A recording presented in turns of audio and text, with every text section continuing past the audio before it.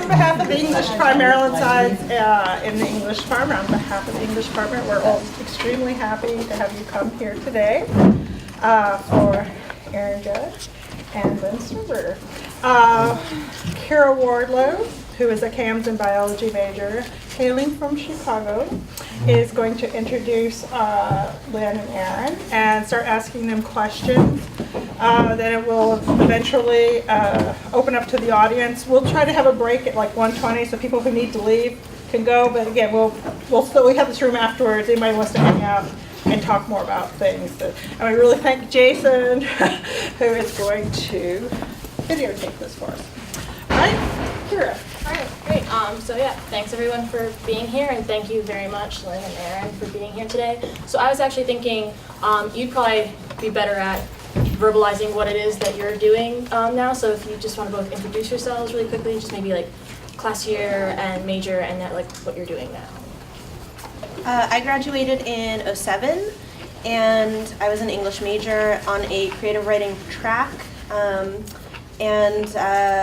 Graduated, thought I was going to be a book editor, thought that was really awesome because I was using my major, and it was, but I was a television addict, and then I discovered that it was a job, so I thought we can get into more of the details of it, but I'm now a TV writer and just finished my second staff writing job on the Multi. I'm Erin Judge. I'm class of 2002. I was an American Studies major, and after I left Wellesley, I started doing stand-up comedy locally here in Massachusetts. And then I was applying to grad school because that's what you do. And I got into grad school, and I was like, I don't want to do this at all. I don't want to move to Austin or Madison and not do comedy. So I kept doing stand-up. I've toured all over the country and internationally, and I've been on TV a couple times, and last year I released my debut novel. So I have a comedy album and a novel, and I still continue to work as a stand-up comedian and a writer. Very, very cool. So I know, I can only speak for myself as a student, but I feel like kind of the scary thing is almost what you're doing, or like trying to figure out the plans directly after you graduate. Like you kind of have an idea of, oh, like 10 years down the line I'd like to be doing this, but kind of like those first steps can be quite scary and confusing and difficult. So if you could kind of speak to your sort of first steps, like the first year or two after graduation, what you did, if there's anything you wish you had done that you didn't do, or anything that you're really particularly glad that you did do. I love to have this conversation, and what I like to tell people is I didn't have a job upon graduation, unlike a lot of my fellow students who were going into iBanking and making $100,000 out of the gate. Like I didn't make that kind of money for a long, long time. And basically, for the 3 months directly following graduation, I continued to work my student job at the Davis Museum as a museum guard. I had the best bosses ever. They let me apply to jobs and go to New York for interviews and stuff like that while getting paid by them. And I lived on an air mattress on my uncle's floor in Framingham, and I would walk 45 minutes to the commuter rail alongside like all of the roadkill, feeling like I was gonna join them because it was a very busy street. And then I would take these like horrific, it was the summer, it was hot, these horrific one-day trips on one of the cheap buses, like the mega bus, to go to New York to interview for a job that I inevitably wouldn't get, and then come back and go to work at the Davis Museum. So it's fine, guys. Like a job with a publisher? Like you were trying to get a publisher job? I interviewed to be like publishing assistants. I interviewed at the Weinstein Company. Didn't get the job, but I think I dodged a bullet. And just any kind of like assistant publishing position I was applying for in Boston and New York. I didn't know where I wanted to live. I ended up getting a job offer. I was in an interview, and one of the women, it was all women, good sign, outed herself as a Wellesley alum, and I was like, yes. And then I totally lied on one of their questions, and they totally nailed me for it, and I still got the job offer. But I think they liked me, and I had good grammar, and I passed that grammar test with flying colors. Yeah. So I ended up working in Boston. I think I decided the first year I was just going to kind of bum around and wait and go to grad school. So I was like substitute teaching and doing other weird random stuff, temping a lot. And then I like made the decision after I decided not to go to grad school that I was gonna like be a creative artist and I was going to support myself with a day job. So that's what I did for a really long time. I worked at Harvard for 7 years and I was an assistant. And at some point I started working half-time at Harvard, which is like great because it's full benefits.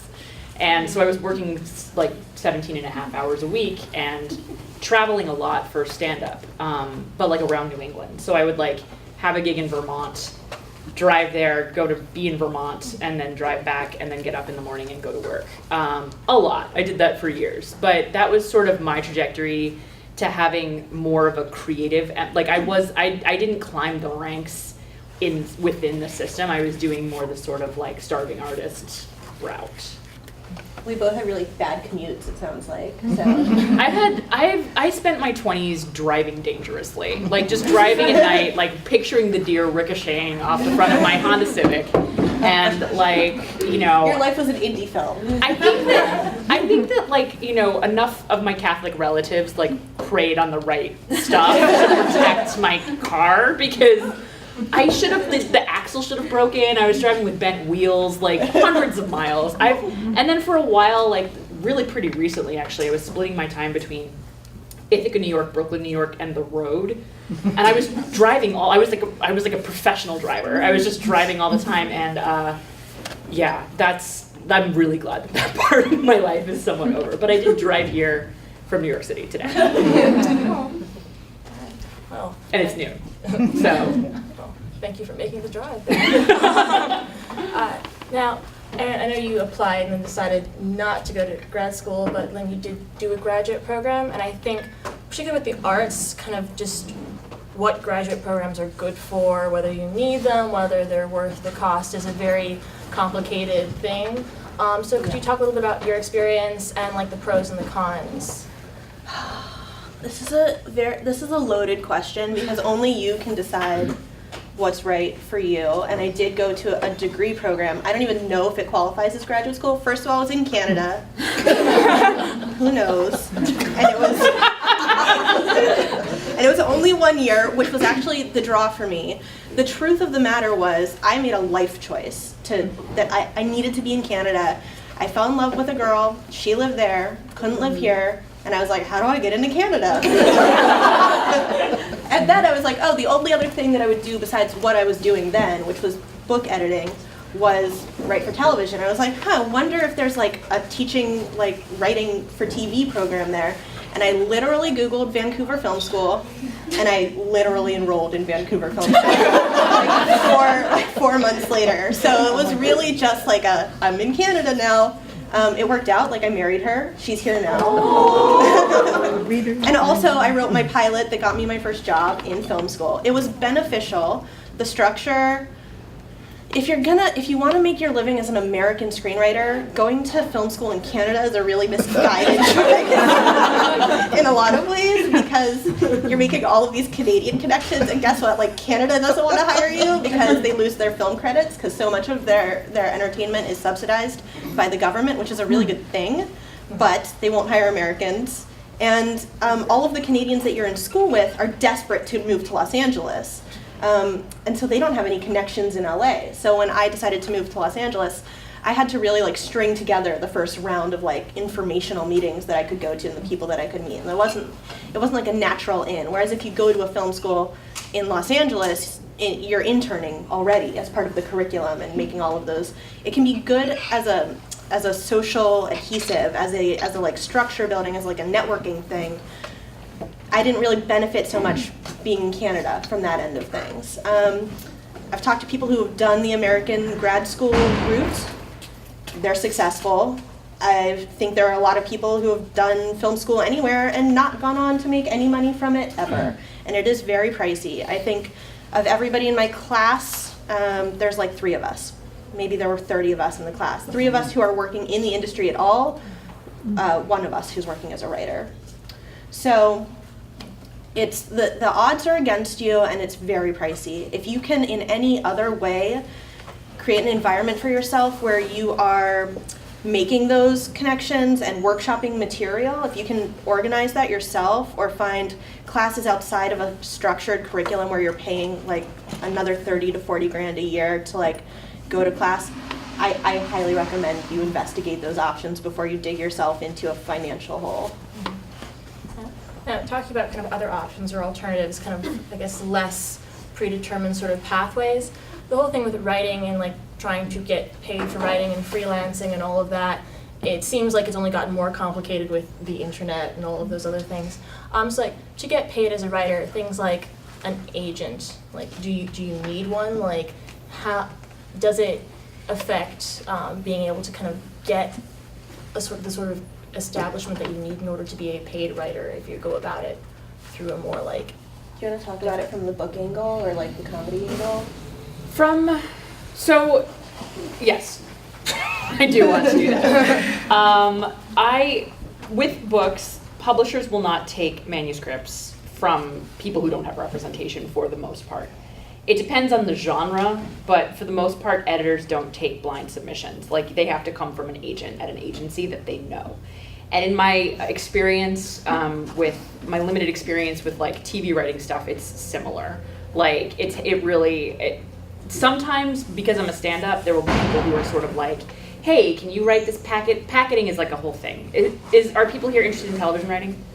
So packeting is like, if you want to write for Jimmy Fallon, they'll be like, okay, write 20 monologue jokes and one of these desk pieces, like the thank you notes, right? So you have to know for the show, and they give you like the format, and then sometimes they ask you to do a packet for a show that doesn't exist yet. So they try to like explain, like, we're gonna totally do this hilarious thing, now write one, and you're like, what are you talking about? But there's some opportunity to do that just based on being funny and well known, but I really think that for the most part, having an agent, or at least like from the stand-up side, like a manager who has connections, is like the way you're going to get your stuff read by people who are staffing. And for a book, it's the way you're going to get your stuff read by people who are publishing books. So it does help a lot. And so at like what stage, because you started off kind of doing a stand-up, it seems like more kind of, non-professionally, so at what stage were you like, I need representation, and then do you just like, is it again like a Google search thing, or you Google search and find someone? I mean, I feel like there'd be some sort of concern about like the legitimacy of various individuals and like... Yeah. You actually don't need any qualifications to call yourself a manager in LA, so just be like aware of that. Like, anybody can be a manager, and they will happily sell your stuff and take a cut if they can sell it. Or just take a cut. That's what a manager can do. An agent has to sell your stuff to take a cut. A manager just takes a cut of whatever you get for yourself. And also, I think legally they're not supposed to be the ones who negotiate contracts or anything like that. So it's not the most useful only person to have on your team if you're actually being like offered a job or something. But your question is a very fair question. Everybody is like desperate to be represented, is my experience in Los Angeles. And getting represented is not a straightforward path. A lot of it is relationship based. So if you have a friend who has a manager or an agent and they respect you as a writer and you've developed your relationship with them and they've read your work, they may recommend you to their agent or manager, and that is a very straightforward path to getting read. And conceivably, if they respond to the material, if you fill a niche in their list that they're light on women one year, like, hey, we might get read more frequently than, we just want bros in comedy because there aren't enough of those. So it's really not a straightforward thing, but like the thing I always come back to is it's very relational. Like, it's always based on making good, respectful use of the people that you know, and in return, being a good workshopper, friend, reader. I read my friend's stuff now because I have an agent, so now I read my friend's stuff and I will help her workshop it, and because I believe in her and her talent, I will pass it along to a junior agent at my agency to read. Yeah, relationships are really big, and that's part of why we're trying to build the Wellesian Entertainment group right now in Los Angeles, and I believe in New York it's kind of picking up as well, because it's necessary. Like, Emerson is a freaking mafia out there, and like USC, like there's just other schools that are extremely well connected. Harvard, And we have never formed that, in my experience. Maybe there was something years ago, but it's fallen apart if there And was. like Dartmouth has Shonda Rhimes, so like we're trying to collectively be one Shonda. Yeah, put all of ourselves together. Put all of us. We're still not there yet. But it's challenging because part of what inevitably happens when you have success is that everybody wants to talk to you, and you can't give everybody an opportunity no matter how awesome they are. So Wellesley alums who are like 20 years older than me, can be pretty guarded about meeting with people, and I respect that and I understand that because they're overwhelmed. It is such a connection-based business. They're used to being asked for things not respectfully, and That's true, and also there's just always people asking you for stuff, Yeah. and like not even the stuff that you can provide them with. Like people are just like, "Can you get me this?" And it's like, "Why would you think that I could do that for you?" So it's this balance where Lynn is absolutely right. It's all relationships, and there's a lot of personal stuff going on, but I think that there's also like you have to learn how to like give and take a little bit, and like learn like you're reading other people's scripts, you're being generous and like building goodwill and all that stuff. It's really hard to like wait, be patient, and then ask at the right time for the right thing from the right person. Yeah, and also because you are all still current, well, most of you are current students or faculty, but if you are planning to get into the business and you happen to be coming to Los Angeles at any point, reach out through the Hive. I think is the newest incarnation. I'm actually on the Hive. I'm digging myself a grave right now. You're like, I get coffee with everybody who asks. My wife hates it. She's like, "Where's your weekend?" but you know, like there's a very generous sibling network in Los Angeles. I'm not the only one. There's quite a few screenwriters out there. There's writers of all ilk who will meet with you, and I think we're starting to build that sense of community within a very vast kind of business. So there are places to start, you know. Yeah. Kind of on that note still, I know at least for myself, like when you're on the side of kind of wanting to ask people for these things, it can be very difficult because of course, like you're saying, you get the sense that, okay, I'm sure this person is being bombarded with these sorts of requests, and it's like the balance of you kind of need to ask for what you want, but then also not wanting to impose or overstep. So I was wondering, are there any like specific things that people who have come to you like with these sorts of requests have done that you've particularly appreciated or anything like that in, you know, handling it particularly well? Because I think figuring out a way to ask for these sorts of things like respectfully and, you know, politely, but still ask can be a difficult balance I think to get. for me, a lot of people have asked me publishing questions, and the ones that are easiest to answer are people who are like, okay, I'm interested in querying agents, will you look at my query letter? That means they've done enough homework to know that like in order to get an agent for your book, you have to have a query letter if you don't already have an agent. You have to know what that looks like. Mm-hmm. And that is really helpful just to like get things started. I think a lot of people ask me for sort of initial advice, just sort of like, if I wanted to publish a book, what would that look like? And it's like, I can tell you that information, but then I'd like tell them the next steps, and I'm like, I'll help you. And then I never hear from them again. So that's like a thing. Like, I think sometimes you're like, I know what I want, and I'm gonna go do this thing, and then it like, kind of like you hear what's next, and then it's not really what you expected, or like you feel weird about following up again. But I think that that's interesting, and I wish more of those people would reach back out to me. I've experienced that a little bit as well. Yeah. What was the initial question? Kind of like, What's a positive thing that people can do? Yeah, or like just to make sure, like kind of any sort of, if there's any sort of like guideline or thing, or like something you can do just to make it so you feel like you're less like you're just sort of imposing all these things on people when you're asking for things like advice or help or. I think asking is good. I think will asking is say. good too. So I'm never going to judge somebody for asking me. I will only judge them based on like how they've asked me, like the approach that they've taken, the tone, the sort of like what they expect in return kind of thing. Like we will volunteer things.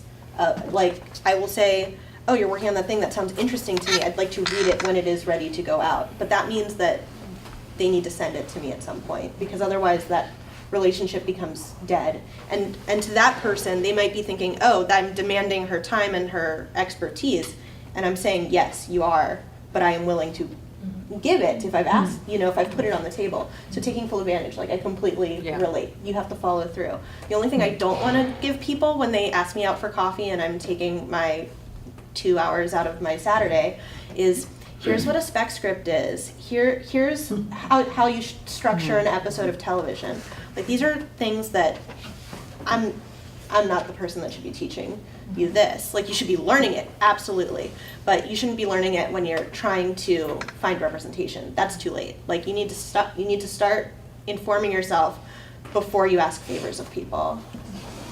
And now, learning those sorts of basics outside of the classroom setting, are there any resources that you are aware of that are particularly good for kind of learning those basics? Because if you just kind of try to Google search these things, the first things that come up in Google a lot of times don't seem that great or cohesive. There are books about structure. Specifically, I would say read a book about television structure, and if you're interested in comedy, read one about comedy structure, and if you're interested in drama, vice versa, or do both. I am not one of those people that has titles memorized or anything, but instead of just reading general writing books, like, inform yourself on, this is how you write a sitcom. Yeah, and read pilots and read scripts that have gone onto television. It can be hard to get your hands on that stuff, but there are some resources online. But they publish scripts. There's published scripts for Friends. You can find one on the internet, and those are formulaic and they'll teach you a lot.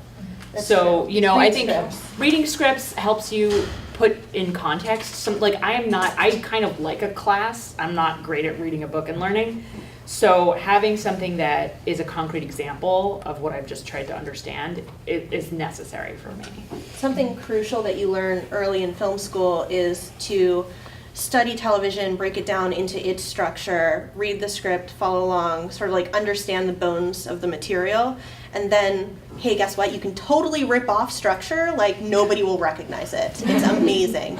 So I know that a show I was obsessed with that got me to think about film school was The Good Wife. My handle was The Good Fan. I was talking to the writers on Twitter. I was all over it.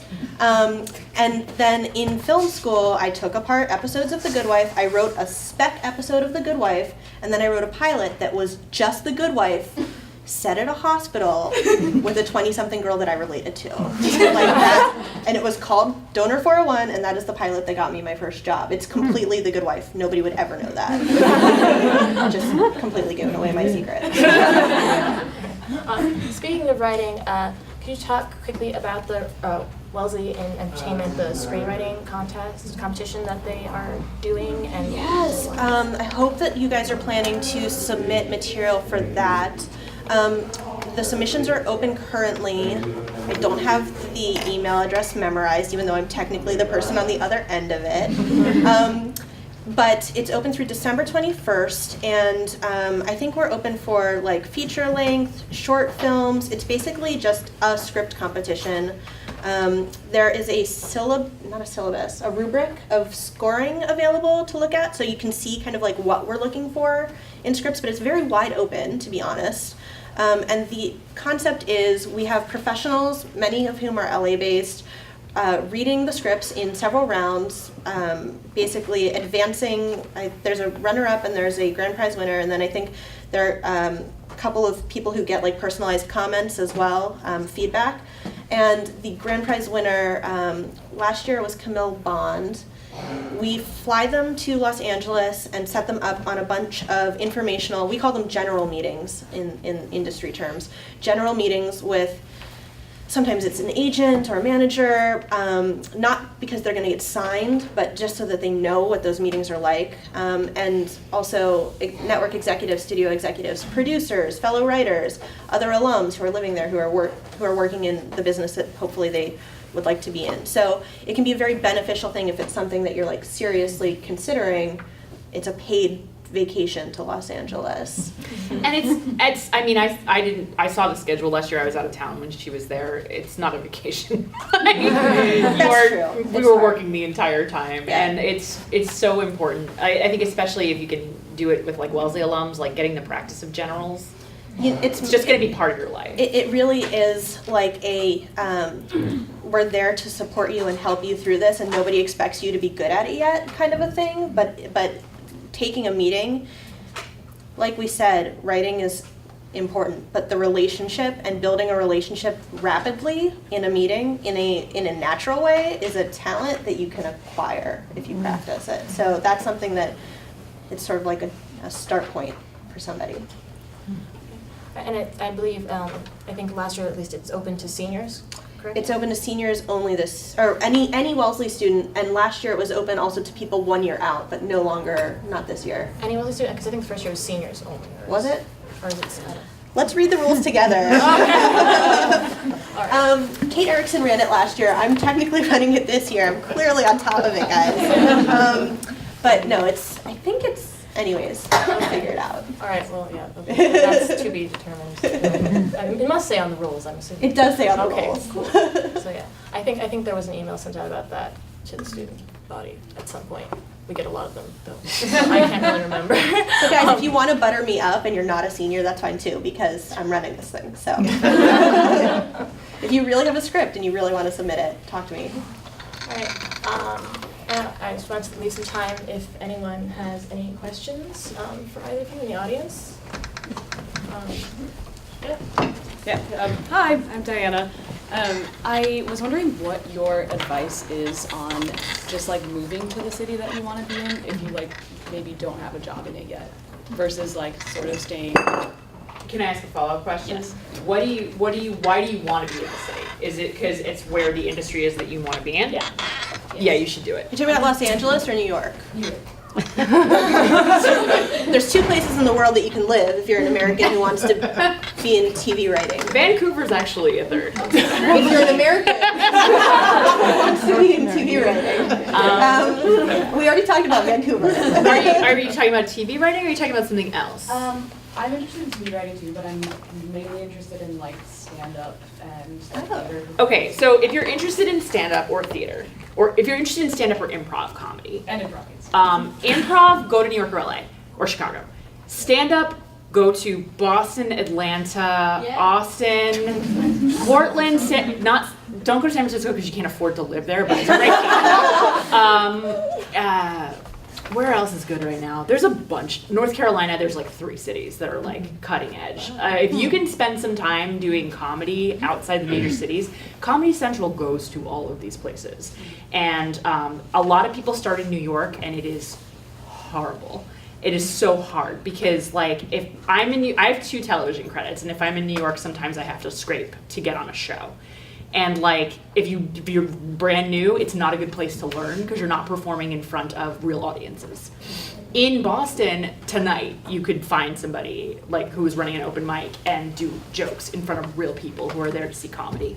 So that's invaluable. Comedy, stand-up has to be done in front of an audience. Improv, all of these schools have like rackets, and you just have to be like, I'm doing this, and then give UCB all your money and go through the whole system. And if you want to do that, it can be very advantageous, but I would just go ahead and do that in New York, Chicago, or LA. Paige? I kind of have 2 questions. So first, just going back to networking, you mentioned kind of following up on asking people things, but how do you know if it's been too long since the initial ask and the initial meeting? How do you know if we've waited too long to do a follow-up? And then second question, when it comes to writing certain genres, are some of them easier to break into in the industry, especially in television writing? Is there a genre that's a little bit No. easier to do? I mean, I don't know if that's 100% true. I will say that if you're a young woman and you can write a monologue joke, and that's what you want to do, then you have a slight advantage. Because they're always looking for the woman writer, and they like to look at young people. Those are tedious, difficult jobs. You write 60 jokes a day once you get the job. This is comedy specific. It's not just comedy specific. We're not talking sitcoms. We're talking like variety shows and mostly late night shows. There's a slight advantage, but it's such a specific skill, and there are people who are going to college for it right now, so they have a little bit more of an advantage. But it's really there's no thing where it's like, oh, like we don't have enough science. I don't know. There isn't material, I think, is what I was thinking. There isn't like a particular material that's going to make it easier for you to break in. I will say that in film and television, being a woman is still a minority. Like it's actually you're considered a minority. Like a diversity hire. There's a spot in the room for you that they struggle to fill a lot of the time. Guys, it's messed up. Like, in any case, like there are diversity initiatives. People can break in through a diversity initiative. You can be a woman and apply to one of these, and that can be your only diverse factor. There are lots of problems with these I won't get into. We can talk about that later if it's something you're interested in. Yeah. They're imperfect. But the deadlines are great, right? Like you have a deadline, you have to get your script done. You have to write a script, a spec, and you have to write a pilot. And if you do one of those every single year while you're applying for these programs, you're going to build quite a portfolio, and you're going to practice your craft quite a lot. So that it can be excellent. I applied and I advanced in the ABC program. I never got it. Didn't, in any way handicap me by applying. So yeah. I think building your portfolio is the thing. It's almost like same answer for grad school in some ways. It's just like time to write, like whatever makes you focus. Mm-hmm. You need reams and reams and reams of material to get anywhere in any of these arenas.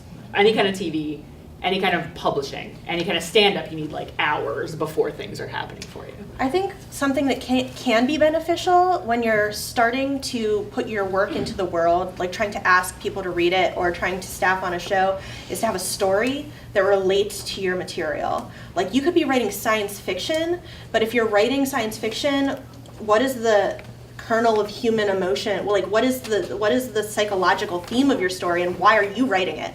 If you can say why you're the person that wrote that and they liked it, they're gonna understand you as a person more rapidly. And you've got 45 minutes to do it. So it can be very, very beneficial to know what a good story is. My first showrunner meeting, I basically did the Superwoman pose because I heard that works, and in the bathroom.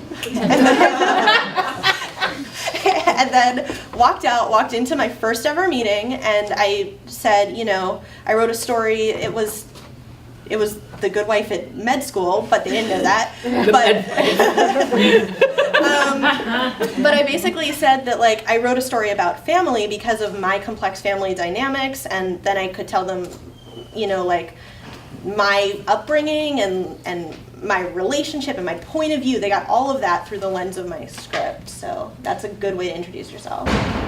So it's good to include like some personal, like when you're going into this sort of meeting, to have They say things to you like, what's your perspective? Like, what's your deal? Like, and like, where are you coming from though? And like, you can tell them a lot of biographical information, and they really, what they're trying to do, I think, is they're trying to map you onto somebody who already exists. They're trying to be like, oh, you're the next Tina Fey. I get you.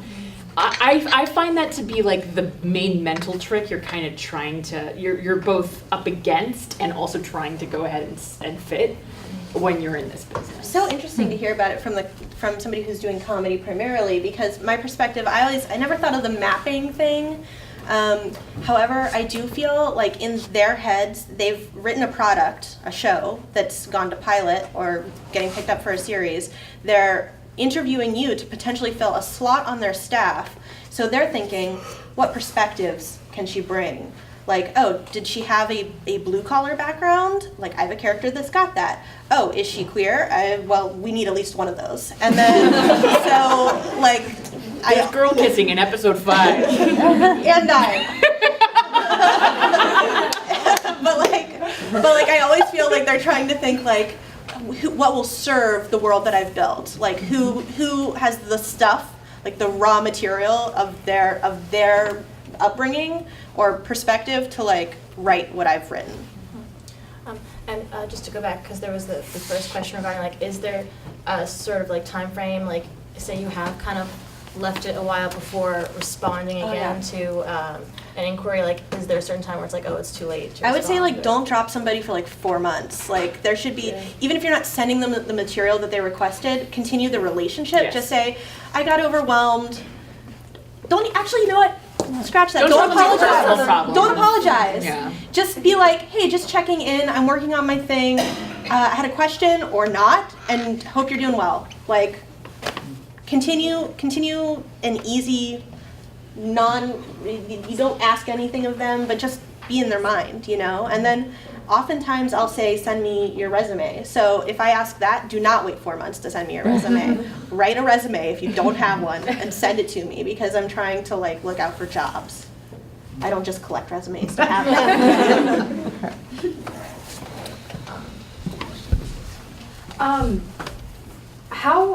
Hi, I'm Addie. How do you guys balance the networking versus like actually doing your craft, and then in some cases having a day job on top of that? Alcohol. That is not the right answer. It's never the answer. Sometimes. I think it's like, you're a Wellesley student. Like, you must be doing 50 things right now. Like, you know, like, I don't know what you guys are I mean, everybody does a million things here. It's the same. Yep. It's the same, and you're gonna be better at it than most people when you move. You're gonna be like, oh, I didn't realize that doing 10 things is not normal. Being the president of 4 of them. Like, it's not. And like, what you've learned here has prepared you. Also, as young writers, you're at a stage where you can do both at the same time, and that's called, like, you know, a group critique or a workshop. Like, you're not just working on your craft. Those should be relationships that you're cultivating, because who knows who's going to get a job first? Who knows who's... I mean, I think all writers should treat one another with respect, not just because human beings and etc., but like, they could employ you. Somebody who is right now looking for advice from you could potentially give you a job down the line. So there should, you should always be mindful of asking people, you know, what are you working on? Can we work on it together? It doesn't really matter what level you're at. When I was just out of Wellesley, it was like 3 years later, I got my own show at the Comedy Studio, which was in Boston. And I was doing once a month, it was every week I had the show, and then once a month it was sketch night. And I brought in all these other performers to do sketches, and one of them was a 19-year-old Brandeis student. And his name is Josh Gondelman, and he was like, I gave him his first opportunity to perform, and now he writes for Last Week Tonight, and he got me my book agent. And he has gotten me so many other opportunities, and he still feels like he owes me. He just won an Emmy. He's like, what can I do for you with this Emmy? And I'm like, you know what I mean? He like sees me as like his like big mentor person. Is he like a white guy? I was, yeah. Just use him as much I as was you can. 20, he was 19. I was like this like figure in his life, and like these like and we can collaborate too. I still collaborate a lot with people that I first started with who are doing great and amazing things, and so that the like sort of like doing it, networking, and also like working on your craft. Yeah. Then those people can be lifelong collaborators. It's not just cocktail hour with a bunch of strangers in a room, and actually those will be the least efficient. Yeah, networking is such a misleading term sometimes. It's relationship building. Yeah, it's relationship building. And it's sincere. It's not just like, you know, superficial. If you can like somebody, that's really good. So just real quick, so when you move to like a new environment, why are there like, because we kind of like, how do you start relationship building as opposed to networking? Like in the career, especially if you're like working a day job that's unrelated to what you want to do. Like, do If you have you're any in advice a to that? location that has a lot of industry in it, New York, Los Angeles, for comedy, there's a million other cities apparently. Yeah, like a dozen probably. Easily. But there are people who are doing that, or who are at the same place that you are, which is striving to enter that business. But they're all working regular jobs too.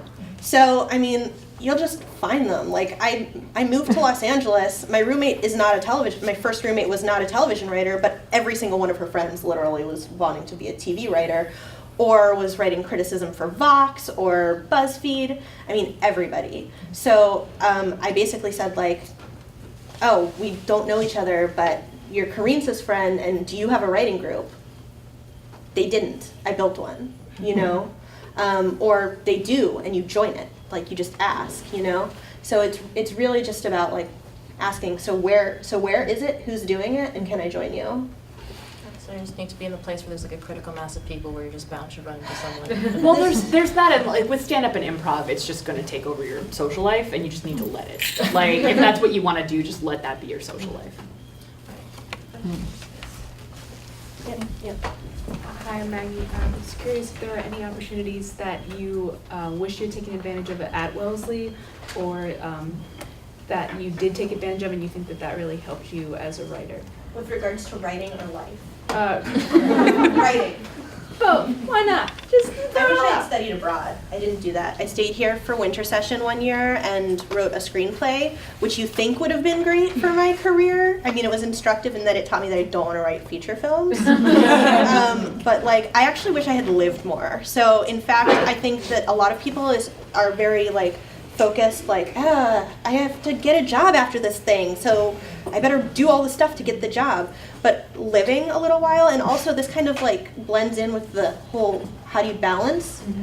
Like having a day gig is not, that's something that everybody pretty much does. Like gaining experience, living somewhere that isn't Los Angeles or New York or Boston, that can be okay too. Like as long as what you're doing there feeds your writing, it's not a waste. You know what I mean? So I wish I had lived as a normal person more at Wellesley. I think the best thing I did was dead serious. But I think my senior year, when I was at Wellesley, there was this thing at Molly's Pub in Schneider called Last Call. They don't even know Schneider. I know. Yeah. I know. It's so sad. What do they call that place? Lulu. Oh, Schneider? Schneider's still Schneider's still Schneider. What are you telling me? Schneider used to have a pub in it, and we used to do two seniors used to do a variety show every year. And it went on for like 8 or 10 years. And me and my friend Neha did a show every week at Molly's Pub. And it was, we developed so much material. Every week we had to do a show. And it was super fun. And it was like the thing that everybody packed out the pub for. And that changed my life. That was what made me become a stand-up comic. You guys can bring that back. Let's do it. Hi, I'm Anjali. So going to Wellesley and not like Emerson or USC, like he said, you developed like a totally different set of skills. But how, kind of starting out, like did you pitch yourself and your education to people who might have been expecting Emerson or something else? And Literally nobody cared. Yeah, no one knows. Nobody cared. In fact, Wellesley might be more of a talking point than those schools right now, just because like Hillary was in the news a lot, and I'd be like, oh yeah, you know, like yes, she is one person who went there. Or like, because I write in, Nora Ephron, I can talk, I wrote her into one of my episodes, you know, like, it's not a disadvantage, it's not an advantage. It's really, when you're a writer, it's a total level playing field until you open the page and read, and it's garbage or it's not, you know? So. I think that the comparative advantage of some place like USC or Emerson is that they know that you've taken meticulous classes on structure. And you can major in sitcom at Emerson. And that's like something where you don't have to worry that somebody you're taking a meeting with is gonna be like, and what's a spec script? So that's sort of that advantage in addition to being just like, it's a network. But yeah, when you're just, you might as well, any liberal arts college, any Ivy League school, any state school, whatever, it's kind of all the same to them. Yeah. All right, I think we have time for one or two more. Any other questions? Yep. So when you're writing spec scripts for people to pick up or not, should you be writing for shows that kind of already exist, or making up your own ideas, or sort of a blend of the two? I use spec in my lingo, it might not be right. I consider spec to be an episode of a show that already exists that kind of you insert into their canon. And everything else I call a pilot. Original material is a pilot, and it should set up a show. So it's the first episode of a show of your invention. And right now, what's getting read when you're going out for jobs is pilots. Nobody's reading spec scripts. And apparently it swings. every few I've heard years. that it's been pilots. It's been for pilots 5 for- years at least. It's been pilots for like 8 years now. Okay. It's But when pilots I right when I now. was starting out in 2002, it was Spec, only Spec, because there was this thing that happened where somebody wrote an episode of Mary Tyler Moore, and it was 2004, and they got a job because it was the best ever episode of Mary Tyler Moore. You can write, in comedy, I've noticed this especially, you can write a really standout Spec episode of a show. It stands out because, like, everybody knows nobody writes specs to get hired, so it's just a passion project, and sometimes they're pure genius. Somebody did Yeah, a like the Seinfeld, 9/11 Seinfeld. The 9/11 I mean, of course, you're wondering how would those assholes respond to 9/11. Like, that is a genius. That guy stroke. got like a whole career out of that. A whole career. And that's the interesting thing is like I think the internet turned it into fan fiction and then it became ubiquitous and that's the transition. Like once we moved to the place where there was fan fiction everywhere, that's when suddenly it was like, no, we want a pilot. We don't want the episode of Buffy where those two people have sex. Like, you know, learn the line between professional and I recreational will say, writing. that's a great way to cut your teeth, but don't show that to people. At least change the names. And then it's Twilight. Or 50 Shades, and then it's 50 Shades. I think there's maybe time for one more quick question if anyone has any quick questions here, because I think there's a class in here directly after. Same people. Is there anyone who hasn't asked a question first, just real quick? Over here. Yeah. I just wondered, like, my name's Randy Harris, and I was wondering, like, when you do get an idea, like, what is the first thing you do? Because, like, I don't know, for me, Doubt it. Like, Did you say doubt it? yeah. No. That's my process. I write down every idea I have. Sometimes I'll think about. You should answer this too, because this is depressing. Sometimes I'll think about it for just thinking about it. Like, that's actually part of my job now, and nobody believes that that's doing work, but it is. I'll think about it for a while. I'll ask myself, is this a show? Are these characters that I can write? Is it a unique perspective that I'm bringing to it? Will anybody watch this ever? And if it passes all of those tests, I'll start to like write materials, like character bios, ideas for scenes that I have. I'll start to assemble the parts that would lead me to writing an outline and then a script. You were saying for yourself. oh, I was just saying, like, I think I, like, start to write, and then I'm like, wait, this is really bad. And Yeah, then I okay, go so that's away. part of it. So this is something, okay, I'm gonna give you guys some advice and we can fight about it after. If you have a problem with it, just come up to me, we'll talk. But like, Elizabeth Gilbert wrote this book called Big Magic, and you should read it. And it's a lot about the creative process, and it's a lot about the kind of stuff that we've been talking about. And it's really important because it talks you through how to stop talking yourself out of ideas. And it talks you through how the thing in your mind is perfect and beautiful, and like you're like, what a brilliant idea, and then you put the pen to paper and you're like, what a trash fire. Like, how did my beautiful idea become this, why is there no connection here? And that the art, being an artist, is finishing that and then fixing it and fixing it and fixing it until it's somewhere closer to that thing, and it's in fact something entirely new. So that's the creative process, that's what it is. And everybody who's ever not been as creative as they wanted to be has struggled with that part right there. Mm-hmm. And that's the part you gotta push through. And then you're an artist. And that's all it is. I feel like you just personally called me out. Everything. You are changing the way television is made on freeform right now. Thank you. And That is the hardest part. The hardest part is you believing yourself and your idea, and seeing it through. pushing through the pain of Yeah. it being ugly at first Yeah. and really bad. And it is. I mean, jokes aren't funny. They should be. You know, it's a funny idea, but you can't figure out the joke, or like the book structure doesn't come together. Like it's a process, and I think it was real hard for me as a Wellesley woman to do that. Like to You want to deliver a perfect baby onto the page every single time. I was writing such a good like 5-paragraph essay in high school, and then I got to Wellesley and I was like, I can make this 7 paragraphs, and like then everything just but art isn't like that at all. And I feel like people who can push through that. Like that's what it is, and you have to do it. It's also And subjective. you must do it. And people who read your stuff and like sometimes you will get feedback that really you just have to dismiss.